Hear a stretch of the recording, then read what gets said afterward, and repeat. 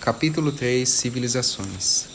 Depois da rebelião, restaram algumas poucas tribos que se recusaram a participar da rejeição de seus espíritos estelares. Em torno de nossas fogueiras de conselho, desenhávamos na areia cada uma de nossas tribos fiéis, fazendo um pequeno círculo. Em torno desses guardiões dos círculos de luz, traçávamos então um grande círculo que representava o grande espírito, que nos incluía a todos. Nós nos conhecíamos como os On-Re-Re-Howe, que significa o povo fiel à realidade. Devido à nossa sintonia com as instruções originais do Criador e também devido à amplificação energética que experimentávamos pelo acordo entre nós, o poder terrestre ainda estava bem seguro em nossas mãos. Mas existem coisas a que não se pode coagir, e o amor à verdade é uma delas. Era necessário que a cooperação dos egos fosse involuntária, sem o que desígnio humano não iria funcionar. Embora tivéssemos o poder de fazê-lo, a eliminação das tribos guerreiras numa grande batalha que os rechaçaria da terra não era coisa a ser levada em consideração. Encarnadas ou desencarnadas, continuariam a perturbar a atmosfera emocional da consciência coletiva que compartilhávamos com elas. O nível físico era o nível em que os povos guerreiros haviam caído. Era o único nível no qual poderiam ser completados. Vidas encarnadas eram necessárias para mostrar-lhes a loucura da motivação pelo temor. Nada mais senão o que a experiência terrestre poderia proporcionar-lhes a um tempo em que um núcleo deles novamente voltaria seus corações para Deus. Seus espíritos apaixonados permaneceram como ingredientes essenciais de nossas espécies globais futuras. Tivemos de acomodá-los. Demo-lhes as terras que contornam o mar hoje chamado de Mediterrâneo. Em outros lugares mantivemos nossa presença. Mas as tribos guerreiras eram agressivas, multiplicavam-se rapidamente. Nossa saída era ensinar pela paciência e pelo exemplo, não por guerras e confrontos. Então, à medida que os milênios passavam e à medida que cada vez mais eles se apossavam daquilo que é hoje a Ásia, a África e a Europa, aos poucos fomos nos retirando. Ao fim, só restaram as ilhas onde pudemos manter uma presença consistente até os tempos históricos. 2 ilhas, cada qual um continente inteiro. Selvagens, incivilizadas, para nós tão refrescantes quanto a água que corria abundante e viva pelas suas terras, e que chovia fartamente sobre a vegetação frondosa. Nesses 2 continentes mantivemos um campo de vibração claro e protetor, onde viviam e prosperavam muitas tribos, muito depois de o resto do mundo ter se lançado na escuridão e na desordem. Vocês desta geração sabem muito pouco daquilo que se passou nessas terras. Não havia história, não havia registro. O povo das tribos pássaro vinha e partia das Américas sem que nenhum nome fosse talhado em pedra, sem que nenhuma cabeça de pedra fosse erguida para olhar arrogantemente sobre o mar, sem nenhum vestígio de osso humano deixado para trás que assinalasse sua presença no solo da mãe. Essas tribos ascenderam e não deixaram rastros. As Américas, continentes sem turbulência, poucos registros, poucas ruínas de antigas cidades. Entre todas as terras do mundo, foi aqui que permanecemos encarnados por mais tempo. Depois da rebelião, boa parte da energia guerreira havia se espalhado pelos campos de pensamento e emoção que contornam o mundo. Mas, nas Américas, nossas auras continentais filtravam as influências mais turbulentas, eliminando-as. Nas raras ocasiões em que uma motivação pelo temor forte demais conseguia a penetração do povo, reuníamos o conselho. Se o povo exaltado representasse uma ameaça ao sagrado equilíbrio, era-lhe solicitado que mudasse seus hábitos. Se recusasse, deveria partir. Os indivíduos que partiam faziam-no de livre vontade. Não migrariam de volta. Sabiam que a decisão do conselho era justa. Sabiam que o comportamento pelo qual haviam optado era de vibração incompatível com a ênfase continental. Então partiam, por barco ou pela grande ponte de gelo bem ao norte. Os que deixavam a América para fixar-se em outras partes do mundo sabiam por que estavam sendo banidos. Os que deixaram registros de sua presença anotados em cascas de árvore ou couro de búfalo, ou transmitidos oralmente, de geração a geração, tinham feito saber aos seus descendentes que haveria de chegar um tempo em que seriam convidados a voltar, um tempo em que o que estava quebrado seria refeito, em que o que estava perdido seria encontrado, em que o que fora esquecido seria novamente lembrado. Aqueles de nós que permaneceram na América vinham e partiam pacificamente, honrando seus espíritos, encontrando o equilíbrio da natureza, vivendo em harmonia com as estações do ano e com a nossa espécie. Éramos tribos amantes da paz. Não éramos perfeitos, mas também não criávamos controvérsia a cada reunião. Aprendemos a satisfazer nossas necessidades em harmonia com a terra e com as criaturas. Honrávamos a terra na qual vivíamos. Considerávamos os animais como os nossos irmãos. O impulso de nossos interesses criativos era biológico. Criávamos frutas e alimentos vegetais, batata, milho, feijão, amendoim, abóbora, melão, batata doce e inhames de todo tipo. Criamos novas formas de vida para interpretar som e luz de maneira nova, lindos pássaros, criaturas inteligentes com as quais vivíamos em comunhão como hóspedes amigos da pousada da Mãe Terra. Nosso povo conheceu os espíritos das plantas e dos animais como seus iguais e amigos. Ocorriam ainda entre nós tentativas e erros, afinação aqui e ali, mas naquele tempo existia a possibilidade de afinação. Grande parte dos egos humanos continuaram fiéis nas Américas, e, embora os espíritos de Deus não estivessem plenamente encarnados em todos, estávamos de fato presentes em muitos. Enquanto as populações humanas eram pequenas e a consciência humana coletiva não se fazia sentir em escala planetária, conseguíamos manter o mal do medo longe de nossas ilhas. Contudo, esse mal fazia parte de nosso campo coletivo de ser, e as populações humanas sintonizadas no medo cresceram rapidamente no milênio que se seguiu à rebelião. Com cada passagem de época, sua influência vibracional ficava mais forte. Todavia, há 2.500 anos, os humanos já se tinham multiplicado suficientemente para assinalar o início definitivo de uma consciência global humana, e não surpreendia o fato de que as influências do medo fossem sentidas muitas vezes em nossas terras. A aura de nossos continentes estava enfraquecendo. As sementes de descontentamento começaram a brotar. Eu fazia parte de um pequeno grupo que tinha assumido a tarefa de monitorar a influência crescente da energia guerreira que estava se insinuando nos campos de pensamento que rodeavam a Terra. Quando vi iniciar-se pelas sementes de motivação pelo temor, a distorção dos valores das principais tribos das Américas Central e do Sul, ficou comprovado o que eu sentia. Eu sabia que em breve os europeus estariam chegando às praias das Américas. Eu sabia que estávamos nos aproximando do ciclo de purificação e que em breve, em menos de 2 milênios, nosso mundo passaria a ser um só mundo humano. Nossa era de isolamento continental chegava ao fim. Então fiz minha escolha. Iria ao coração da fortaleza guerreira. Eu mesmo falaria com eles. Meus ensinamentos provavelmente seriam rejeitados, isso eu sabia, mas deixaria plantado entre eles as imagens e os conceitos que atenuariam e modificariam a invasão iminente. Tentaria passar-lhes uma ideia do quadro global como um todo e fazer-lhes recordar a própria integridade. Tentaria lembrar-lhes o porquê da banição e do reino a vir.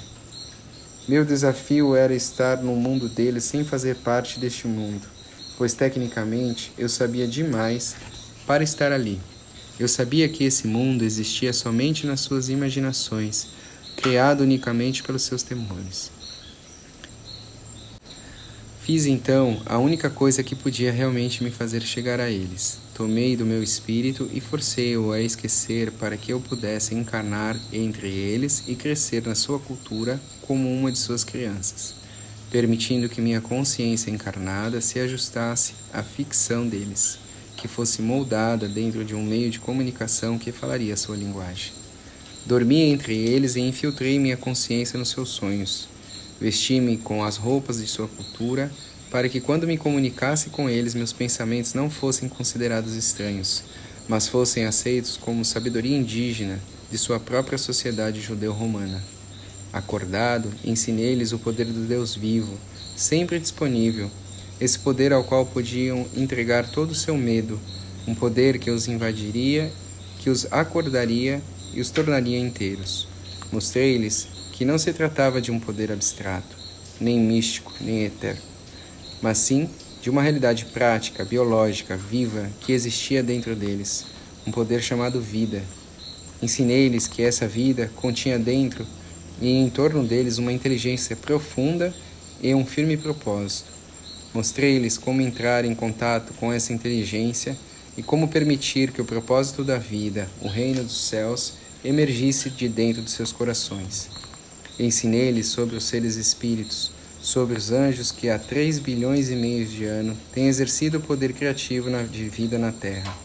Expliquei-lhes como a união com o Espírito Santo desses seres transformaria e revolucionaria suas vidas, mas que eles próprios teriam de convidar o Espírito para participar de seus assuntos, pois sem serem convidados, as tribos pássaros não iriam interferir no seu livre-arbítrio.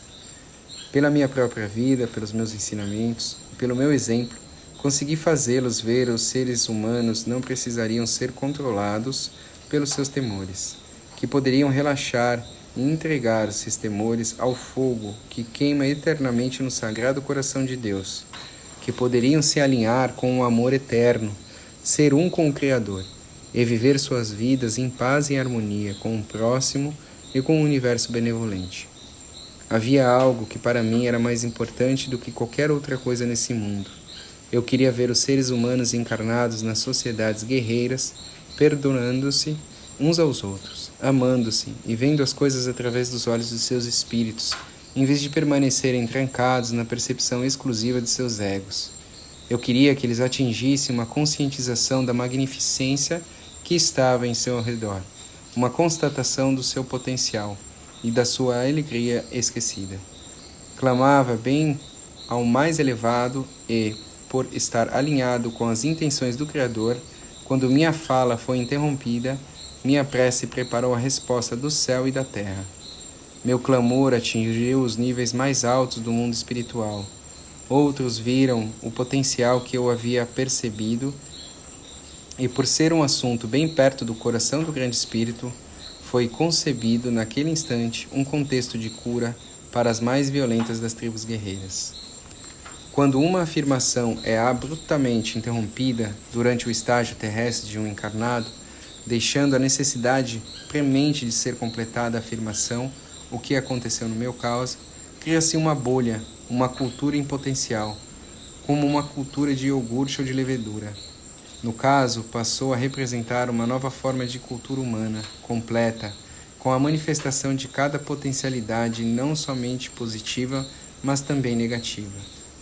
A civilização cristã, algo que convidou a cada um para completar a vida que a crucificação interrompeu, algo que viveu apesar de todos os empecilhos, algo que tomou a escuridão da ordem do mundo judeu-romano, centralizada no temor, rompendo-a pelo meio. Há a face inferior e há a face superior daquilo que os séculos inconscientes da civilização cristã têm feito. Conheço bem o assunto, porque eu e os outros espíritos do meus círculos de luz monitorizamos cada um desses séculos, encarnados durante dias ou momentos nas vidas de figuras-chaves em vários lugares, inspirando os bardos com canções de inocência e de experiência. Temos guiado, enquanto pudemos, os que estavam abertos a nós, os músicos, crianças e líderes. Nossa presença histórica atrás dos bastidores não foi percebida pela visão humana, porque os povos históricos não têm visão, passam a sua percepção para os outros. Recusam-se a dar credibilidade a qualquer experiência cuja descrição em palavras seja difícil. Acredito que se a língua nativa não contém termos para uma explicação, se as pessoas não falam do assunto é porque o assunto não existe. Permitem, em consequência, que os outros vejam por eles. Entregam seu poder. Tornam-se prisioneiros inconscientes de uma ficção popular centralizada na linguagem. Não percebem nem um único anjo, muito menos uma espécie inteira de guardiões espirituais, embora estejamos sempre presentes por trás do palco das suas preocupações. Quando as pessoas passam a dar mais atenção ao que lhes é dito por outros do que à sua própria percepção, tem início a civilização. É o começo de uma influência distorcida, tolhedora, que impede uma abertura e que, afinal, provoca um deslocamento na orientação humana, da ordenação interior do grande espírito para uma dominação externa pelos outros. A civilização não ocorre entre os povos saudáveis. Em sociedades saudáveis, não históricas, as pessoas não se preocupam muito com as fantasias alheias. Certamente não são manipuladas por descrições da realidade impostas de fora. Na América, a civilização estava um passo atrás. Contudo, para as tribos guerreiras, ela já foi um passo na direção certa. A domesticação de animais e a plantação de grãos exigiu o desenvolvimento de outros valores que os da caça predatória ou investidas anuais na aldeia vizinha. Por isso, ensinamos às raças guerreiras outras artes. As civilizações que iniciamos no Japão, na Índia, na China e em outros lugares forneceram novos contextos educacionais nos quais podíamos introduzir valores que as sociedades guerreiras nunca teriam desenvolvido fora delas. Sendo que suas preconcepções linguísticas, rigidamente tecidas, tornaram quase impossível a nossa comunicação direta com os membros individuais das sociedades guerreiras. Fizemos o que nos parecia melhor, comunicamo-nos devagar, porém constantemente, através de uma orientação do desenvolvimento a longo prazo, de seus valores coletivos. Vínhamos trabalhando desde longos milênios, usando esta forma lenta, mas relativamente segura de comunicação angélica humana, antes de sentir que era chegado o momento de ensinamentos mais específicos que só poderiam partir de um de nós que tivesse realmente encarnado entre eles. As ideias introduzidas no início da era cristã, apesar de inicialmente terem sido rejeitadas, permaneceram na consciência ocidental. Como a eira que trabalha silenciosa, porém firme, em paredes de pedra, os cristãos, aos poucos, apoderaram-se e frustraram muitas das ideias tradicionais do Estado guerreiro, intensificando cada influência humana criativa ou destrutiva. Essas ideias foram diretamente responsáveis pelo contexto social altamente em evidência que deu luz à Revolução Industrial. Embora houvesse causado grandes perturbações na ecologia, a Revolução Industrial provou ser válida e necessária. Quando a raça humana tiver recuperado a saúde e pudermos trabalhar livremente através de nossa espécie, não haverá dano ecológico que dentro de alguns séculos não possa ser totalmente neutralizado. É mais fácil limpar as toxinas dos vales e dos rios da terra do que remover as ideias tóxicas das mentes humanas que as causaram. Na sequência de cura, a consciência humana é que deve mudar primeiro. O efeito mais significativo da era industrial foi que ela criou a idade da informação e nos pôs em comunicação com sua raça numa escala muito além daquilo que teria emergido em outras condições. A Revolução Industrial trouxe à tona as contradições do estado de medo, revelando claramente esse estado, numa época em que o nível de inteligência entre os seres humanos elevou-se às alturas nunca vistas. Quase ao limiar do despertar, os sistemas de telecomunicação global mantêm agora a atenção humana focalizada nos problemas que resultam das formas de pensamento centralizadas no temor e manterá a sua atenção focalizada nesses problemas até que eles sejam solucionados através do único ato capaz de fazê-lo, um total desligamento do paradigma guerreiro. Esse desligamento dos velhos costumes da história já começou. Muitos já estão percebendo a nossa intervenção. Nossa consciência flui diariamente através dos processadores de palavras de 1000 pensadores criativos. Nossas percepções interiores e perspectivas borbulham sobre a superfície de dezenas de filmes de cinema, de centenas de novos livros e de milhares de artigos noticiosos e de canções populares todos os anos. A espécie humana está unida numa comunidade socioeconômica única que agora monitoriza de perto toda informação nova potencialmente relevante. A atual civilização global está enraizada em premissas de separação em relação a Deus tão falhas quanto as de qualquer civilização antiga, mas tem acelerado dinamicamente a educação que estamos passando à sua raça. Aumentou a inteligência humana em todas as áreas. Centenas e milhares de vocês estão agora prontos para entender algo que há 200 anos atrás só conseguiríamos transmitir em pequenos fragmentos, e assim mesmo somente a alguns poucos indivíduos isolados.